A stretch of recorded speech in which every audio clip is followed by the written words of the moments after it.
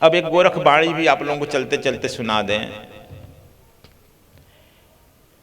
तुल्य रामायण गोरख बाणी भी नहीं सुना होगा, इसके पहले सुना है कहीं आप लोग? नहीं ना। जो रामायण आदि श्री सुना रही थी वो भी आप लोग नहीं सुना होगा। इस तरह से आप लोग रटा रटाया ही नाम जापता है। उनके सेनापति बहुलाशव का नाम नहीं सुना होगा, विश्वामित्र के कुलपतियों का नाम नहीं सुना होगा। और इस तरह से वहां जो निर्णय हुआ उनको दंड देने का, अक्सर आप लोग एक ही बात सुनता है, क्या सुनता है? भय प्रगट कृपाला दीन दयाला। इधर से कहेंगे आप लोग ही गुनगुनाने लगेगा। कहें जो हम सुने हैं वही सुनने के हम अभ्यस्त हो गए हैं, आदि हो गए हैं, इसको भी एक वासना ही कहा गया है। दूसरा सुनने पर मन कहता कि तो गड़बड़ है, क्या सुना रहा है। जो हम भोजन जहां करते हैं वही जहां हम जाते हैं हम भोजन वहां पर वही करने के। देखो ये शर्मा जी है, ये राजस्थान के ही हैं। हमने से आज क्या कहे भोजन, भाई यही का बनाओ, बजड़ा जोन्हरी का ही बनाओ। जहां है वही का बनाओ।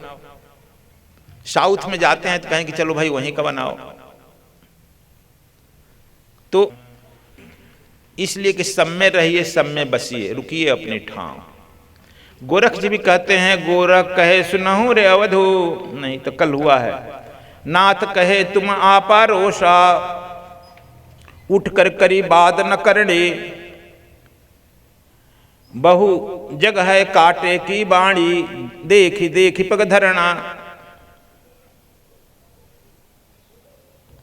कहते नाथ कहे, माने गोरखनाथ उपदेश दे रहे हैं, देखो यह किताब जो है तुम लोगों को बस इतनी पतली है। इस पंथ के जो है गोरख यतीन्द्रनाथ महाराज ने ये लिखा है। इसका जो अर्थ लिखा है इसलिए तुम लोग को दिखा कर पढ़ देते हैं। विश्वविद्यालय के भी लोग लिखे हैं, यह भी लिखा है।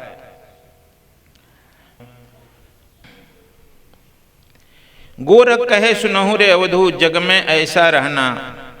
आंखें देखिबा काने सुनिबा, मुख से कछु न कहिबा।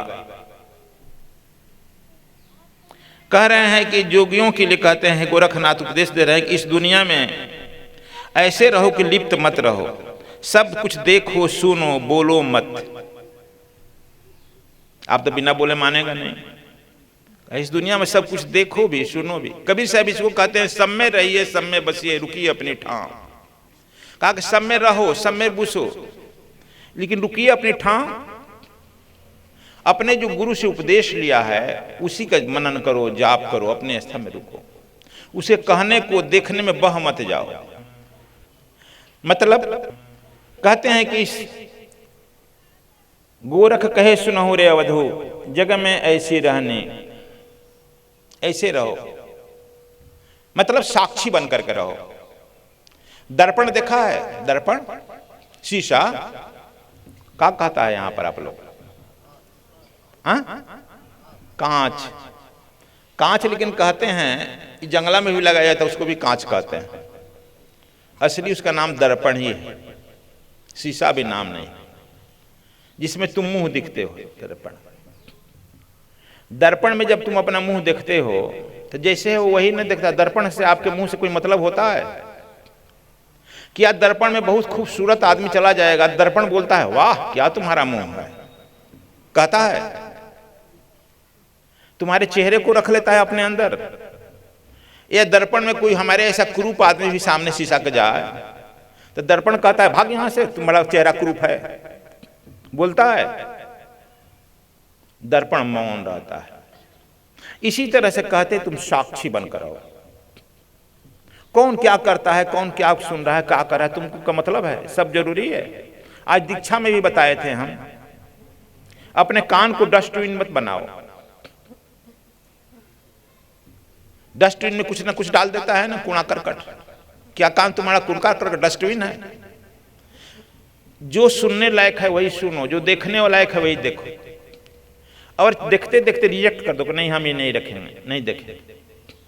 गोरखनाथ यही कहते हैं, गोरख कहे सुनहु रे अवधू। अवधू से कह रहे हैं, सन्यासियों से कह रहे हैं, ब्रह्मचारियों से कह रहे हैं। तुमको इस जगत में रहना है तो कैसे रहेगा? अभी तो लोग रामायण में कही थी आदिश्री की, गृहस्थ जो है करता है, सन्यासी सोचता है, दोनों अधूरा है ना। सद्विप्र समाज में सोचना भी है और करना भी है, इसीलिए सद्विप्र है, दोनों करना है ना, सोचना भी है करना भी है। अभी तक दो भागों में बटा है। देश के साधु सन्यासी कुछ करते नहीं है, गृहस्थ करेगा, खाना सब राशन पानी देगा, खिलाएगा। फिर तुम लोग नहीं जानते हो गृहस्थ को, लोग फिर काशी में लोग सन्यासी लोग कहते हैं गिरा हुआ व्यक्ति। गृहस्थ माने गिरा हुआ, नीच, नाली का कीड़ा, अब आगे नहीं कहेंगे। उपहास करता है।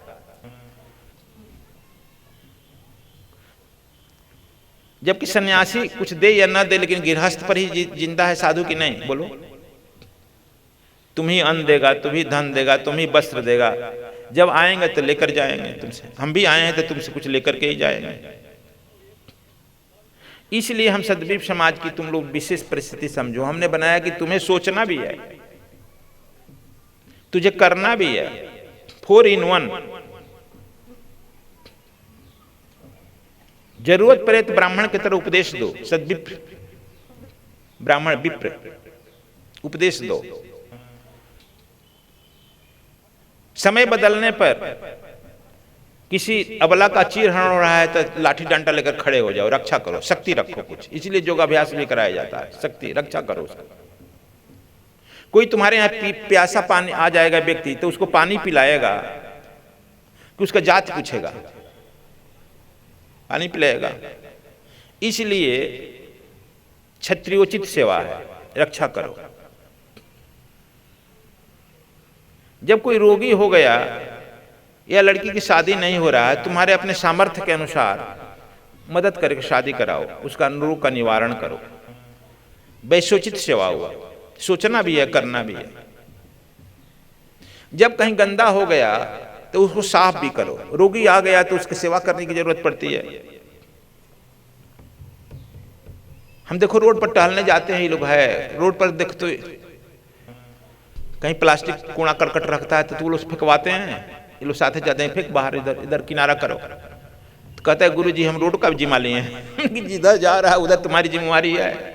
जब इस रोड पर तू टहल रहा है, अब बीच रोड पर ही कूड़ा करकट प्लास्टिक फेंक दिया, पत्थर फेंक दिया, तो क्या हटाएगा? नहीं, ये तुम्हारी जिम्मेवारी होती है। हम लोग अपनी जिम्मेवारी नहीं समझते हैं। ये रोड मेरे लिए बना है ना। अब जैसे इस हॉल में है, बिजली के यदि काम खत्म हो निकलते निकलते ऑफ कर दो, पानी बंद कर दो, यह आपकी जिम्मेवारी होती है। इसलिए सोचो और करो।